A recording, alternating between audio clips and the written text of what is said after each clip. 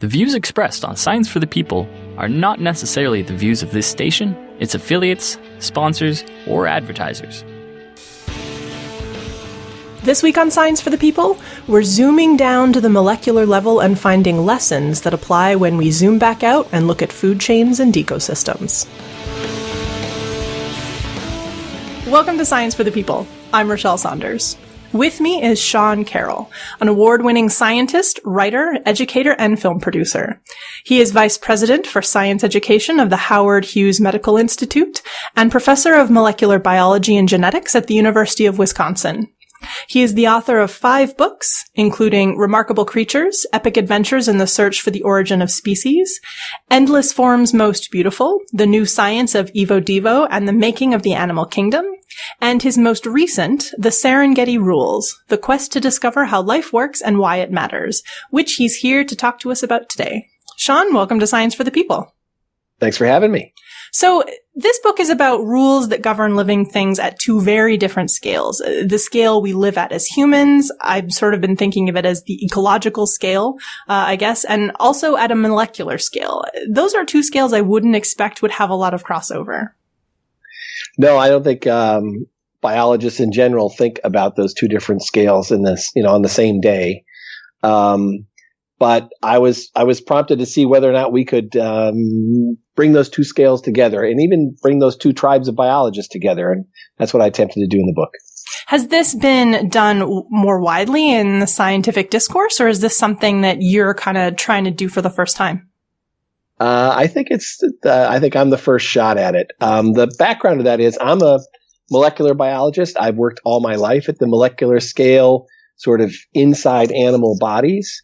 And when I found myself out on the Serengeti of East Africa, I was confronted with the animal kingdom that I had studied at that scale my whole life, but I didn't understand anything of what I was looking at, how it worked out in front of me. And I thought that was a huge deficit on my part, and that I thought I really should try to learn a lot more. And when I did, I saw some opportunity to bring those scales together.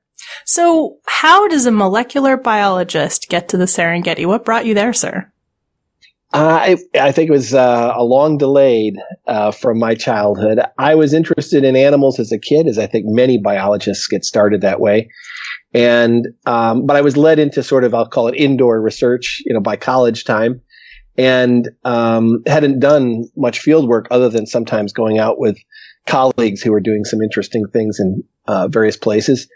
And there I was in my early 50s, and the places like the Serengeti that I had seen on television and read about, I'd never been to. And I was really concerned from things I was reading about, what was happening with elephants and what was happening with encroachment upon some of these wild areas, that I better get there soon if I wanted to see it in its more natural state. And so, and fortunately the timing was such that my kids were grown and I could bring the whole family. So we went on a typical tourist safari, and it was better than I ever imagined. So the title of the book is Serengeti Rules, which is also the name of the rules you talk about in the book. So why name this rule set after the Serengeti in particular? Well, a couple of reasons. I mean, first of all, you can see all these rules in play in the Serengeti with animals that are familiar. So, lions and zebras and buffaloes and elephants and all that. And sometimes I think making science understandable, making it approachable, the more familiar you're dealing with, the better. And the second is a little more philosophical point, which is really the Serengeti and that kind of ecosystem is where we started out as a species and where our ancestors were for several million years. So on the way to the Serengeti, the most common route, the sort of the eastern side of the Serengeti, takes you up over Ngorongoro Crater, this huge extinct caldera, and then down the slopes of the Ngorongoro Crater past Olduvai Gorge. And Olduvai Gorge was made famous by Marion Lewis Leakey, who uncovered some of the first hominid fossils out of East Africa there. And so you realize that, we or our ancestors have had a presence in this area for several million years, and we sort of grew up around these large animals. And while the species are not exactly the same, the diversity is very similar of predators and large grazers and things like that have been around that area for several million years as well. So the Serengeti is our home. Okay, so at both the sort of ecological and molecular levels, there are so many different pieces and creatures interacting together in really complex ways. But you argue in this book that there are a simpler set of logical rules that govern a lot of what we see. So before we get into the specific rules, can I ask you about that simplicity? I mean, is there any caution we should have about potentially boiling really complex interactions down to any set of simple rules? Look, I think, science and biology, is a quest for generality. And if you're not searching for generalities, you're going to just be overwhelmed by, what some have called an infinitude of particulars. So that's a great phrase. Sort of the art in this business is to, make representations of the real world. So you could say, yes, there's some caution, but let me kind of make it a little more comfortable. It's about how much you want, how specific you want to make those rules at different scales. In general, picture this. Inside a cell is really a society of molecules, some interacting with a certain subset of others. And inside an organ is a society of cells, some interacting with a subset of others. And inside your body is a society of organs that are communicating with each other, through your bloodstream or through your nervous system. So biologists for a long time have wanted to understand, the important members of those societies and how they work. And in nature is a society of creatures, animals and plants interacting with each other. So if you think that, each of those scales is a matter of interaction, and the quest for the scientist is to understand the meaningful interactions, then you sort of at least say, well, okay, I understand that no matter what scale I'm talking about interactions. Now, are there some ways those interactions take place that are similar across those different scales? And that's, maybe that's what we can dive into. Okay, so you start this book about ecology at the molecular level. So let's start there too. First of all, why did you want to start there? At the molecular level? Yeah. Well, I don't want to scare everybody off. The book actually opens with a couple of chapters that sort of, I'll call them sort of throat clearing chapters that are about pioneers that really thought about what one called the wisdom of the body, and another who talked about the economy of nature, Walter Cannon on the one hand and Charles Elton on the other. And I really want to emphasize that my approach in this book is storytelling, especially through the eyes of these pioneers who made seminal discoveries and sort of coined, key ideas.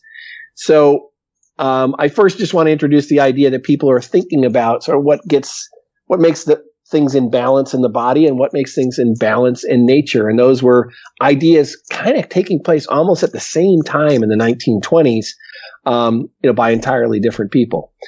I dive then into the sort of the molecular rules of what goes on inside the body, because that's really been an incredibly fertile and important area for medicine. And the examples I highlight, things like discoveries that totally changed the treatment of heart disease or totally changed the treatment of cancer, was really to build up in the reader and the audience's minds, the confidence that we have that when we understand the rules of something, when we understand the key players in some process, and we understand the rules they play by, that empowers us to intervene. And that's what's led to ever more powerful and impactful drugs, medicines, for example. And I laid that foundation consciously because I really want to take the analogous approach to sort of ecological health, which is understand the players, know the rules, and then you can do things to improve it.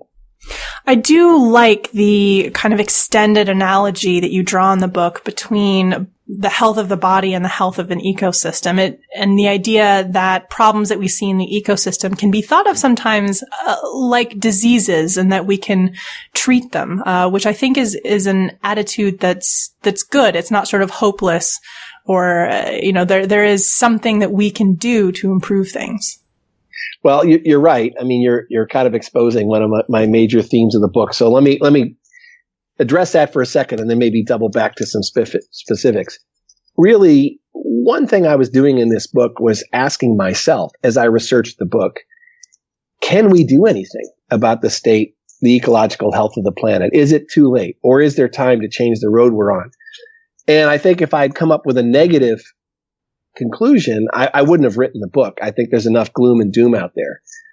But I actually came to the opposite conclusion. I found stories that gave me great and actually basis for hope, not just hope, not naked hope, but actually substantive hope, because there had been various things done at certain scales on the planet that had reversed the damage that had been done and reversed it fairly quickly. And I thought that these were stories that were relatively undertold, and that we need, just like in medicine, we need success stories to, keep us motivated and keep us sort of, focused on the future. So I try to bring a number of those to light in the course of the book. And you drew the analogy to the treatment of disease. And one of the overriding themes in the book is sort of what controls the number of everything, either the number of molecules of, fat in your bloodstream, or, the number of algae in a lake, or the number of fish in a lake, or, the number of lions on the savannah. That this is what the central idea of the book is, what controls the numbers of everything in nature. And when you look at a lake that's choked green with algae, or you look at a savannah that has no more lions, you generally see situations that are just like cancer, where something has run out of control. Something has multiplied out of control. And what we need to do is to reintroduce or reset those controls to have a shot at that system coming back to some health and productivity. So one of the ideas that was new to me in the book, even as someone who reads a lot of science, is the idea of double negative regulation at the molecular level. So can you talk a little bit about how that works and how we figured out how that works? Sure. Let me start with an analogy. And the way we figured it out was to be thinking about it incorrectly for a long time. It's human nature. If you see a car rolling down the street, you figure somebody has their foot on the gas. You don't first think, oh, somebody has released a brake. But it turns out that a lot of the checks and balances that exist in nature are brakes. They are constraints on multiplication, on constraints on increasing numbers. And so when you see increasing numbers, what's generally happened is that some brake has been released, either by accident or on purpose. So what I mean by double negative control is, one way that the amount of something can go up would be if, say, the amount of something C goes up because, B causes C, right? B makes C go up. Or A inhibits B, which inhibits C. And so A makes C go up because it inhibits an intermediate. That's where a lot of logic exists in nature. And it took biologists a long time to appreciate how common that logic was at various scales, that a lot of things are under double negative control. And in fact, when I saw the amount of double negative control out on the savannah or in other parts of nature, it reminded me so much of what I had experienced in my own research career, of stories we had unpacked in the lab, or important stories that others had unpacked in other labs, that I thought, my goodness, this is a whole lot of double negative logic. And so I really emphasized it in the book. Can you give us an example of some double negative logic acting at the molecular level, kind of in the real world? Sure. Well, the real world, I'll tell you how it was first described or discovered, and you can tell me whether or not that's interesting. But if you feed a sugar to a bacterium, it's pretty fascinating that within minutes, the bacterium makes an enzyme that breaks that sugar down. And you'd sort of think, gosh, how does that happen? How does a brainless bacterium know to make the right enzyme to break down the right sugar? Pretty fascinating. And this is work that was done for about 25 years, led by Nobel Prize winning biologist Jacques Monod in France. And what he and his colleagues discovered was that what happens is the sugar inhibits something that inhibits the production of that enzyme. So the enzyme is kept off all the time unless that sugar is there. And when that sugar is there, it inhibits something that keeps that enzyme off. So therefore, the sugar triggers the production of the enzyme. And that sort of logic is widespread. The way cell growth is controlled in our bodies, it's generally under negative control. Cells are kept in check. And so the signal to release a cell to grow, to divide, is generally the inhibition of a negative signal. Double negative. A double negative winds up being a positive. And we just see that all over our bodies. And then out in nature, one of the really cool examples of double negative logic that I learned about, really kind of smacked me in the forehead when I learned about it, has to do with the growth of kelp forests. You might say, well, why would kelp forests grow? But it turns out they're under double negative control. One of the negative controls of kelp forests are sea urchins. Given the chance, they'll mow kelp forests down to nothing. But sea urchins are in turn kept in check by sea otters. So sea otters, by eating sea urchins, allow kelp forests to grow. If the sea otters are gone, and this is what happened with the fur trade a century ago, sea urchins take over and kelp forests disappear. So it's very weird and totally shocking to biologists to think that you have to have a predator around, sea otters, in order for plants like kelp to grow. But that's the way it works. So one of your Serengeti rules in the book is about how not all creatures or not all species are created equal, how some species in certain ecosystems kind of matter more than others. Is this a good example of that? Oh yeah, I mean the sea otter right there has a disproportionate effect on everything in the community, because by controlling sea urchin numbers and allowing the kelp forest to flourish, that kelp forest is habitat for all sorts of fish and other invertebrates. And it's also, then those fish are food for eagles and shorebirds and things like this. And so communities that have sea otters have a whole lot of other animals too, because of the kelp forest. And sea otter and communities without sea otters are really impoverished, almost barren. So a sea otter is what's known as a keystone species. It has a disproportionate influence on the diversity of the community in which it lives. And this too was a really important discovery by ecologists beginning in the late 1960s into the 1970s, that there were species like this that had this huge influence. Out on the Serengeti, for example, and this was a real wake-up call to me, I learned through the work of ecologist Tony Sinclair, who worked out there for almost 50 years, that wildebeest are a keystone species on the savanna.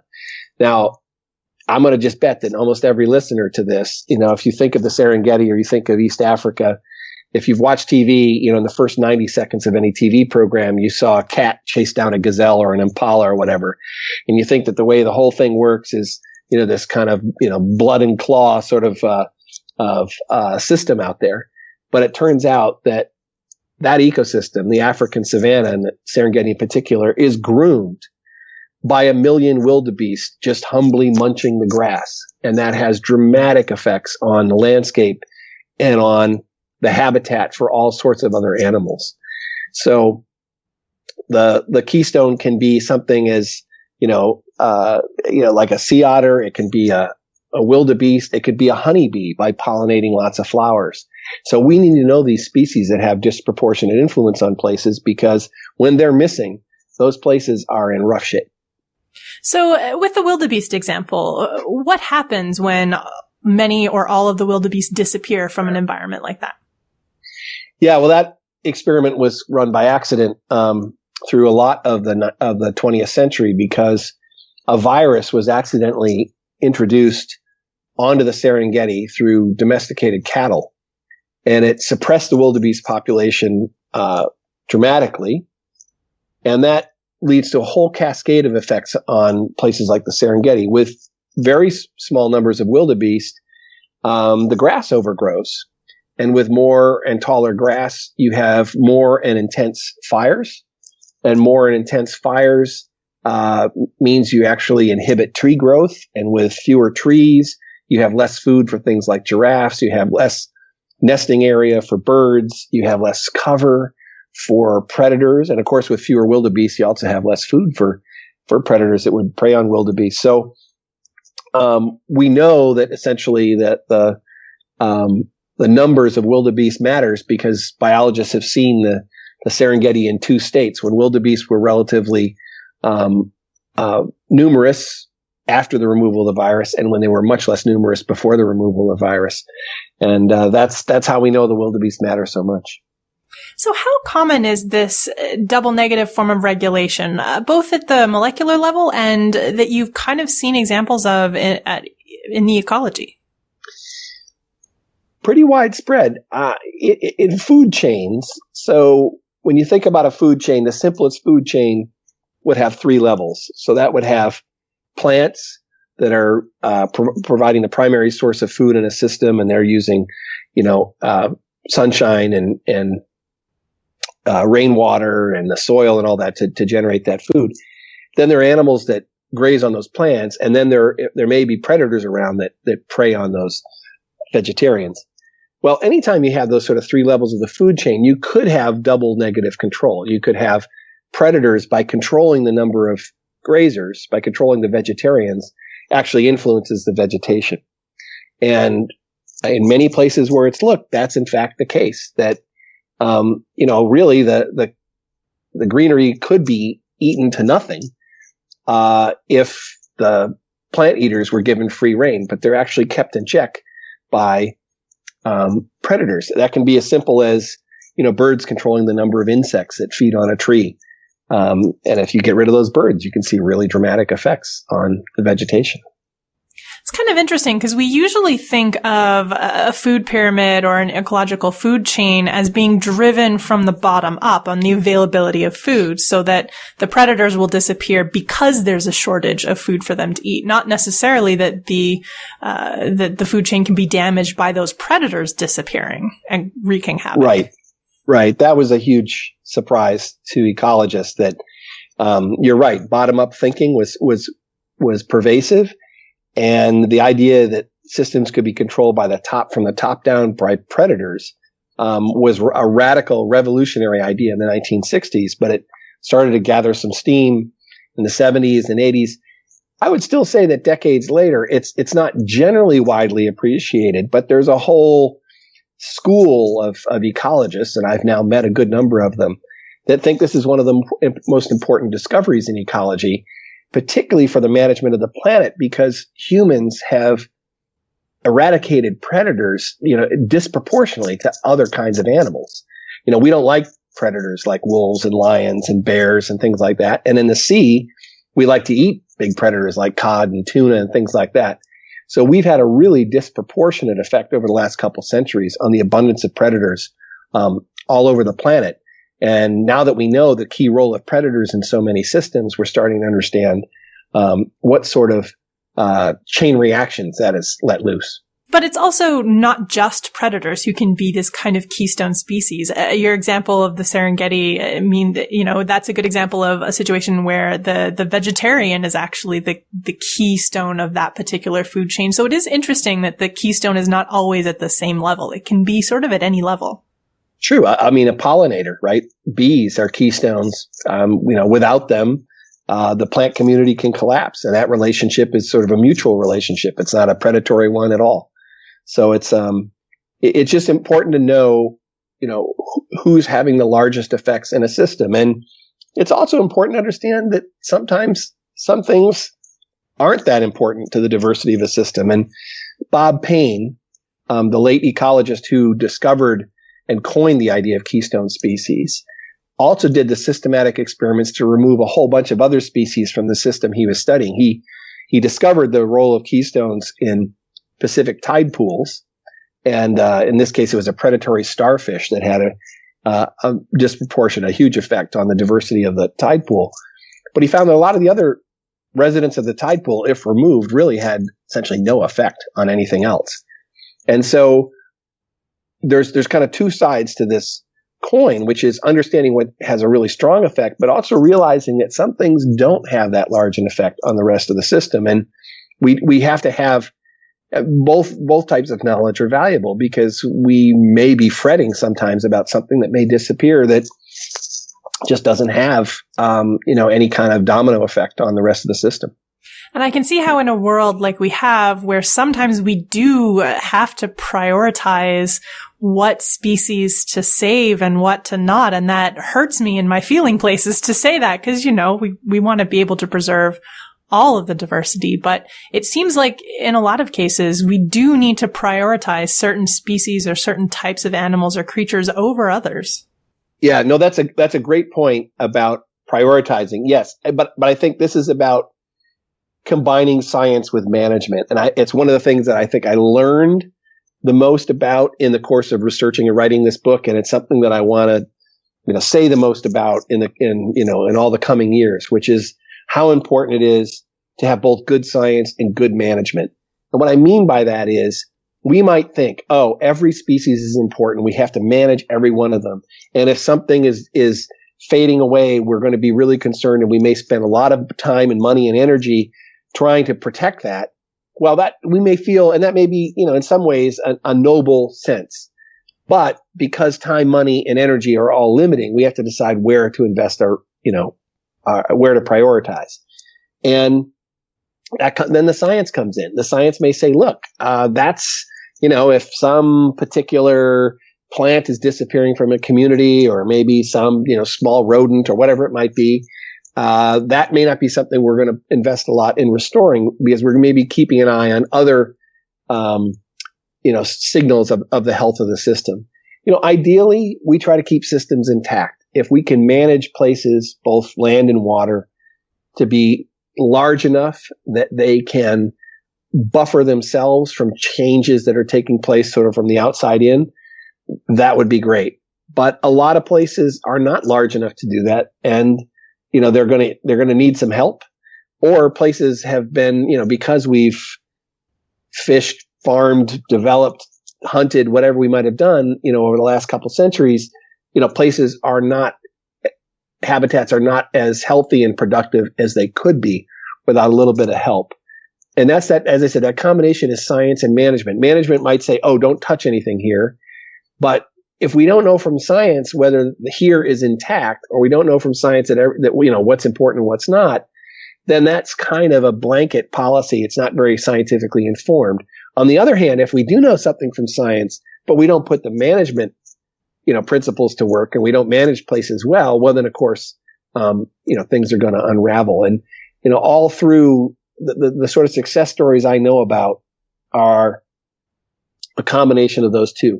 That's also true of public health campaigns. I talk about the smallpox eradication effort in the book as a great example of international cooperation to achieve something really, really difficult. I think it's sort of a good case study for anyone who wants to sort of, be motivated to tackle some of these ecological challenges. And again, the story of smallpox is a combination of science and management. And without one or the other, you're going to be in a tough shape. It is definitely a book that illustrates really clearly in some very key examples how important it is to match up the science and policy, or the science and management, like you say, or science and politics. There has to be the will to go and do something, and also an acknowledgement from science that we can't do everything, right? There is a limit to what we can do, and a limit to what people will accept. Absolutely. So there's sort of there's a pragmatism there, but I'm sincere about, matching it up with management, because good managers and good long-term management, good managers are scarce, and good long-term management is hard. Managing things over a time scale, consistently, thoughtfully, keeping our attention on some things. This isn't easy to do if funding cycles are, every year, or every 2 or 3 years, or, if certain administrations, even on a state level, emphasize something for 4 years and then it goes away for 4 or 8 years. These things are hard to do. And, whether you're thinking about, lakes or, ocean fisheries or, forest or things like this, they require some consistent and long-term thinking. Definitely one of the take-homes for me from the book is how both public health and ecological problems do require a lot of long-term thinking, which, like you say, is not something we're very good at right now. No, we're not. But I hope there's some examples that give people some, at least some case studies that give some people some things to point to, but also some cause for hope.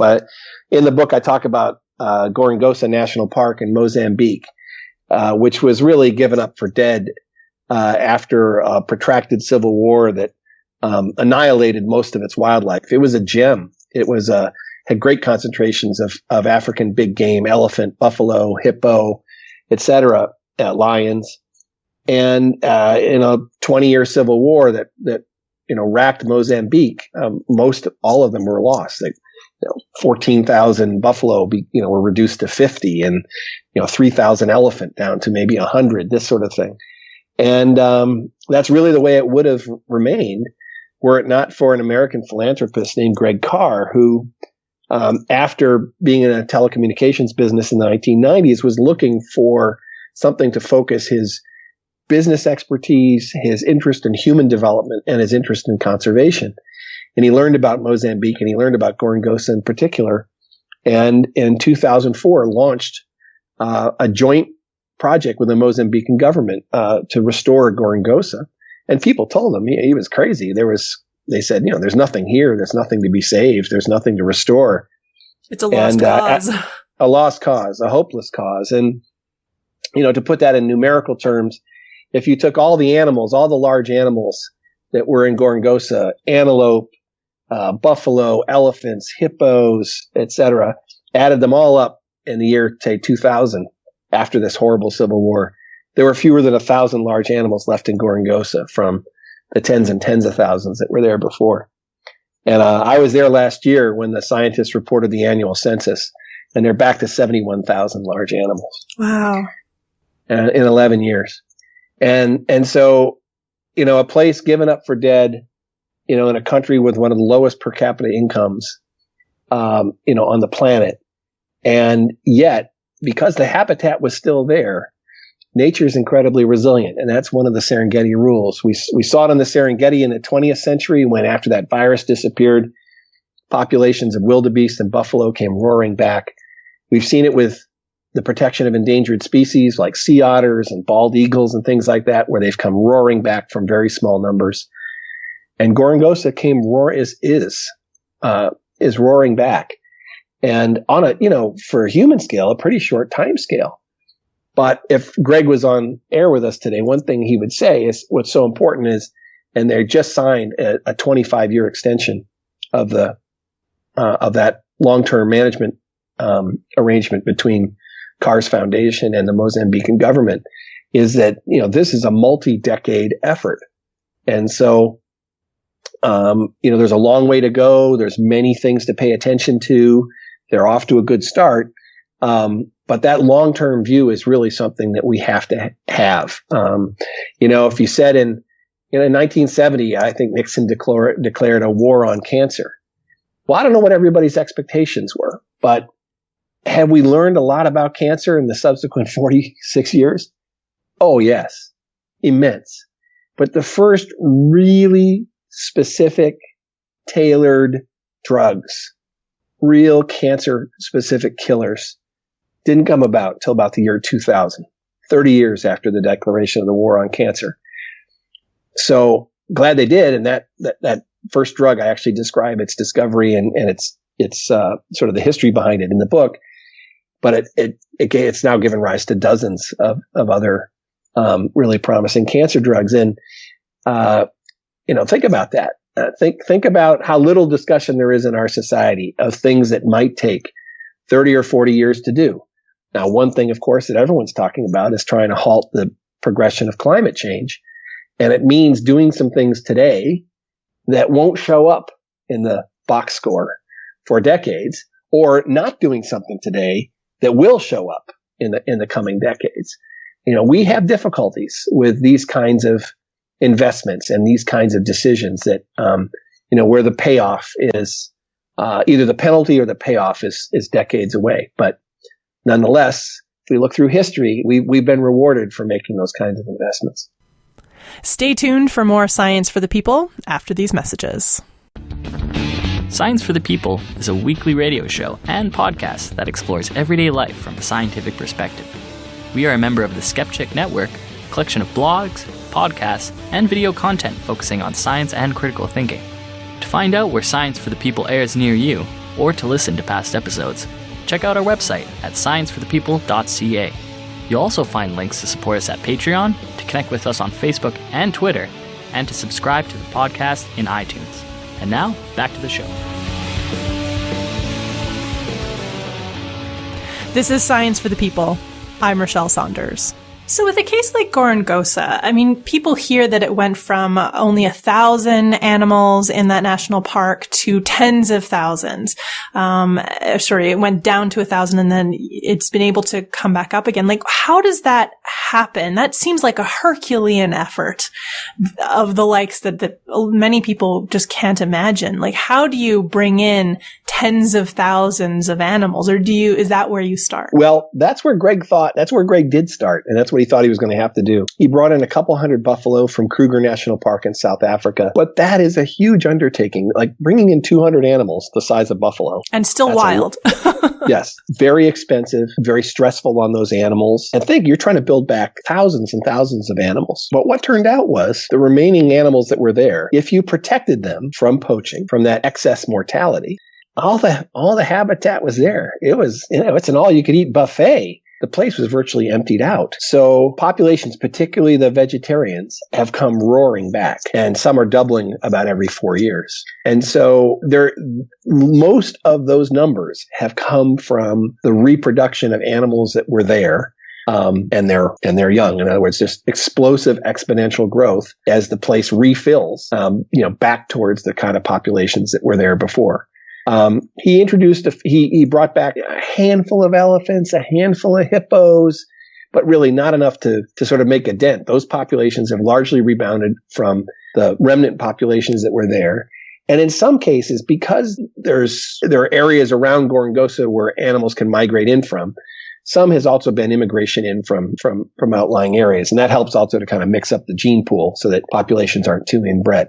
But what Greg would say, I know, it's what he told me, is that, it was a mistake. He now knows to not even worry about reintroduction. It's all about protection. And he put together about a 120 person ranger team that protects the wildlife in Gorongosa and does what it can to suppress the poaching.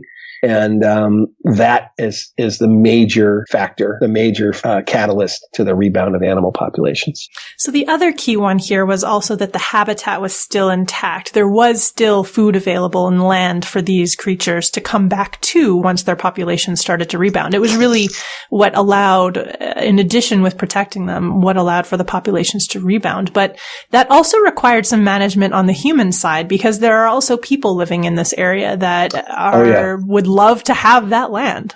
Well, and they do. I mean, there's probably still a few thousand people living inside what would be the boundaries of the park. So this is the really important 21st century message from Greg Carr, which is this project is about integrated development, both conservation and human development. And so Carr and the Gorongosa supporters have spent as much money outside the park as in. And outside the park, those investments are in schools, health clinics, community education centers, farming programs, because by increasing crop yields and food security, you take some of the pressure off using the parkland as farmland, and of course jobs. Carr's major motivation here was that the park has to be more valuable as a park than as a larder, or this thing won't work. And if it generates jobs, and if these other human development activities are successful, then you can have both. And I know that the world, and I'm not exaggerating, that the world is looking at Gorongosa as a case study of a really 21st century integrated conservation example, where the human development issues are taken as seriously, perhaps even more seriously than the conservation issues, because without them, we certainly know from other places around the world, the conservation efforts will fail. And I think the other message that just shocked me is when you talk about something like this, there's somewhere near 200,000 people living in the development area around Gorongosa. And the park is huge. I want to say it's 30,000 kilometers or something like that, but don't check me on that. It's big. It helps to have a helicopter to fly across it. And what does it take to bring something like that back from the dead financially? $6 million a year. I was stunned. Peanuts. I mean, it's a substantial investment on the part of Greg Carr, but it's peanuts. We can't afford not to make those kinds of investments. Given what the world decides to spend its money on, isn't it worth trying to put a lot of the world's wildernesses and natural areas on sustainable trajectories? Because these places are really important to the human survival. Gorongosa is the watershed that's going to provide water to all those hundreds of thousands of people around Gorongosa. If you clear cut the Mount Gorongosa, which is the major watershed, then all those people and livestock are going to suffer immensely. So we need these natural places because of the services they provide humans. And of course, the wildlife needs those places too. And it's not a ridiculous price tag for doing that.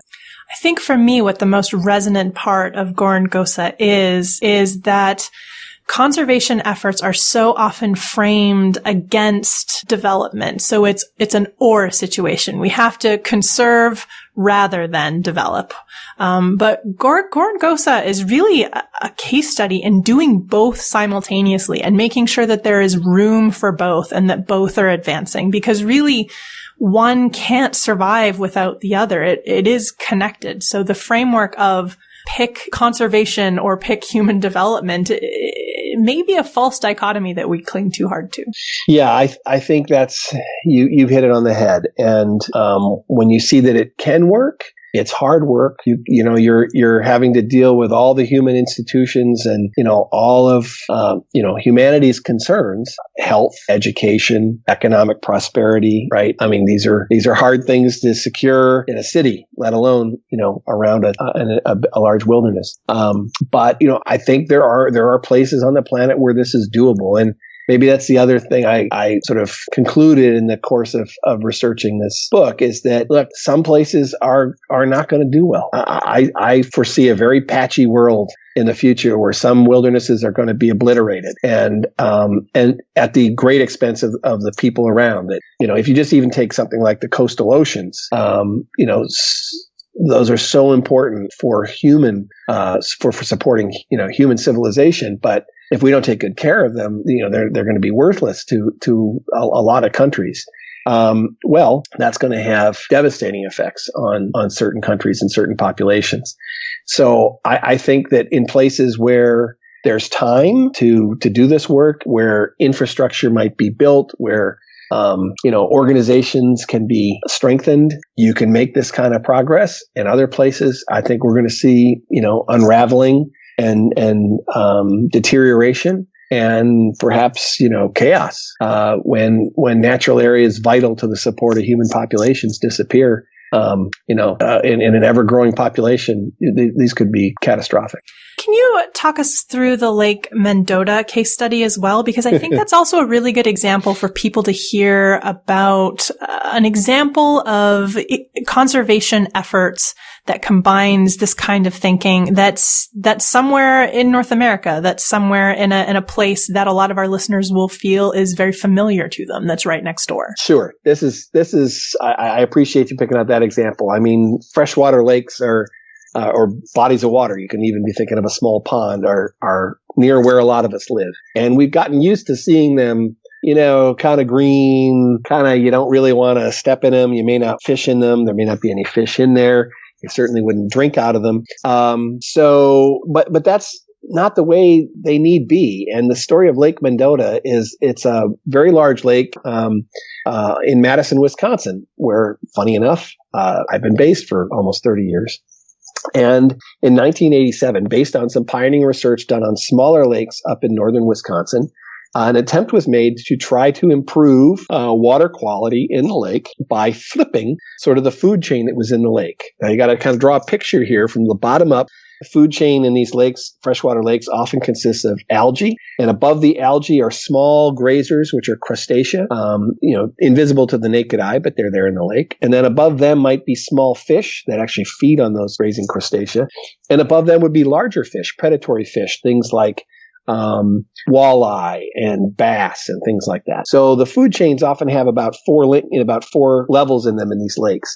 In a healthy lake. But what happens is often the large predatory fish disappear, either because they've been fished out or maybe due to pollution in the lake or whatever. And then what happens is the small fish eat those crustacea, and then the algae are left sort of uncontrolled and can overrun the lakes and to make the lakes cloudier and poor water quality and all that. So it was discovered in small lakes that if you add back the larger predatory fish, you can actually flip a lake so that then those large predatory fish control the smaller fish, which then allows you to get more of those grazers, which eat the algae. And then so the algae counts go down and the water quality improves. Okay, so that's the picture. Add big fish at the top and you can change the density of algae. So this was done in small lakes, and they decided in 1987 to try to do this in Lake Mendota. And, it was the Department of Natural Resources, the state agency was involved, and fishing clubs were involved, and it worked. The large predators were reintroduced in the lake in large numbers, and in pretty short order, water quality improved, and those populations of larger fish were stable. Anglers had to accept some of the most restrictive fishing regulations on any lake, but they happily did that knowing that these very coveted fish were coming back in some considerable numbers. And so this was a really large-scale ecological experiment, in 1987. And it's been repeated, to my understanding, several hundred times across the world to try to improve water quality in various lakes. Sort of thing I think that can be done at modest expense with pretty rapid results.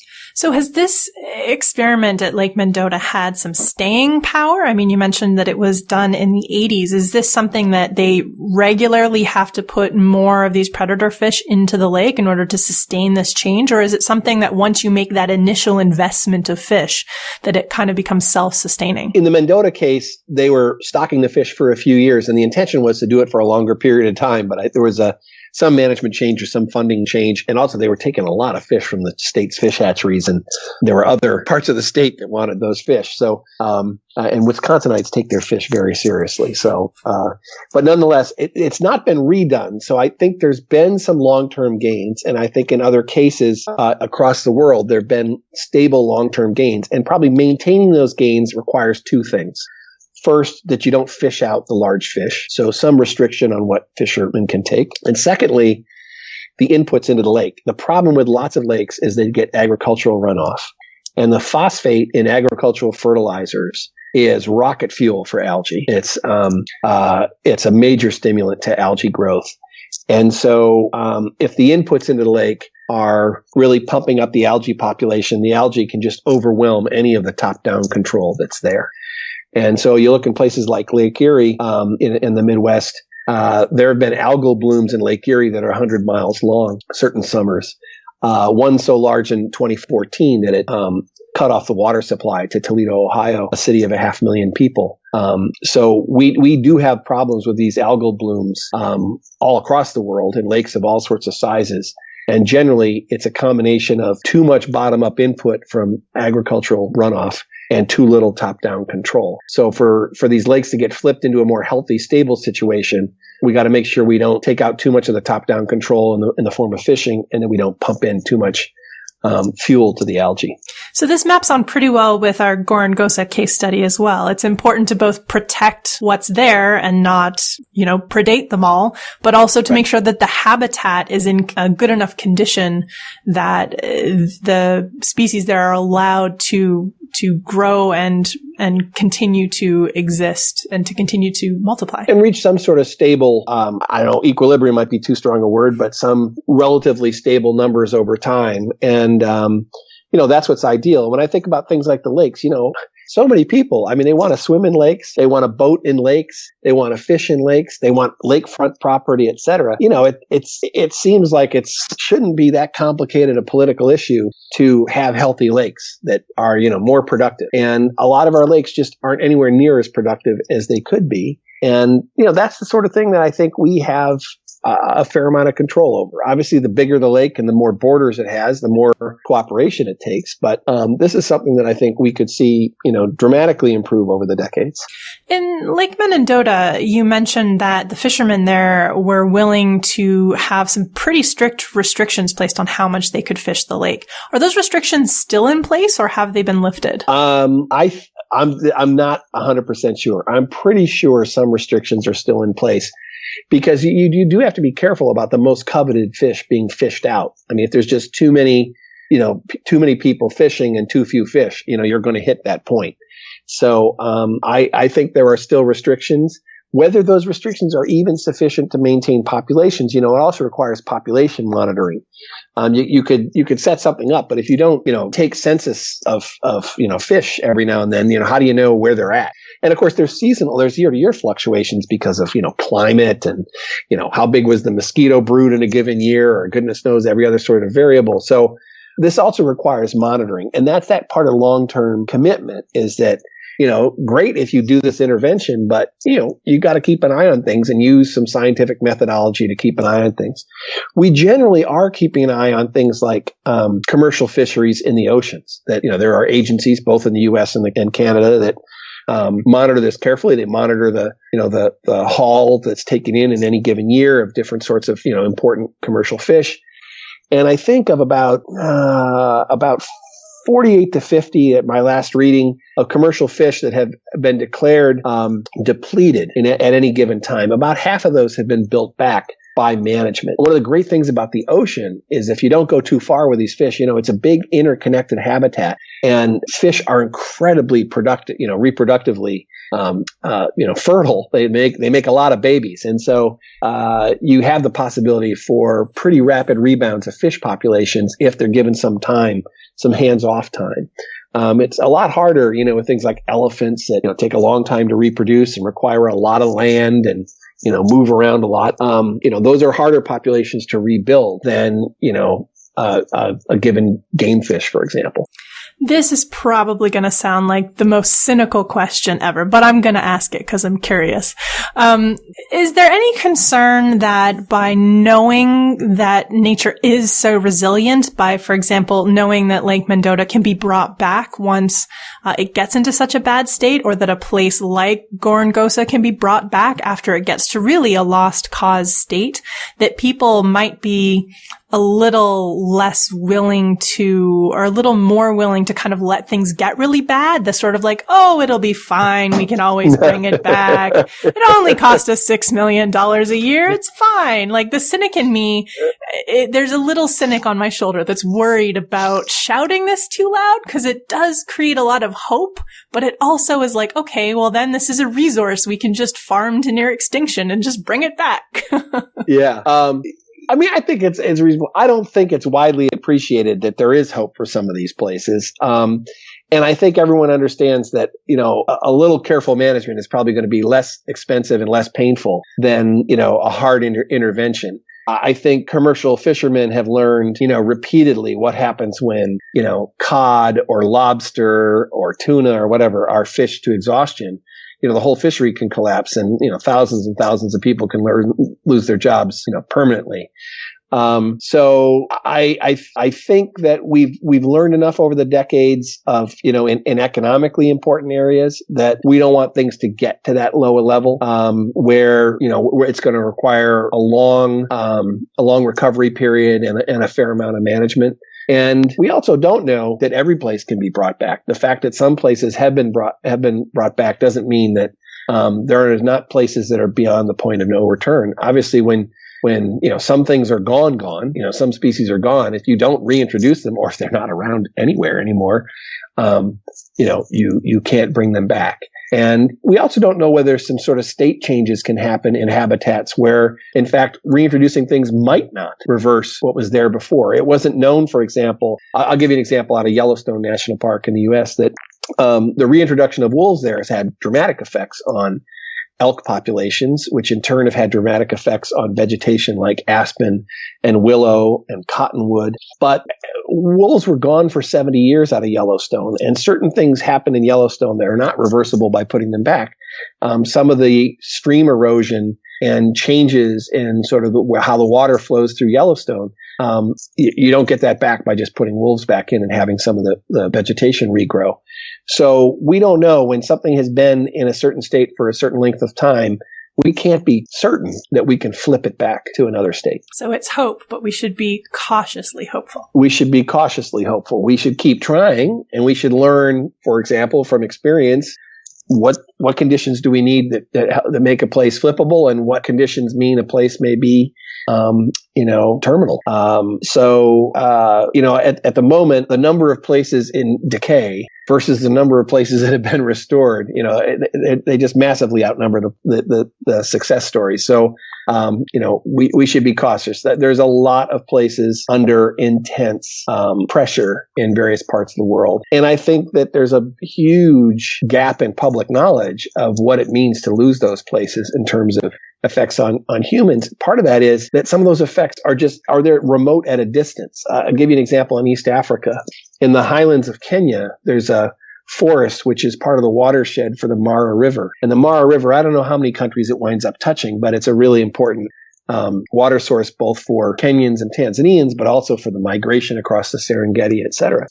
Well, under human settlement pressure, that forest was heavily deforested in recent times, and that is killing the Mara River watershed. That forest is really important for that ground to act as a sponge, to soak up water and to release it slowly throughout the year, as opposed to just running off, when the rains come.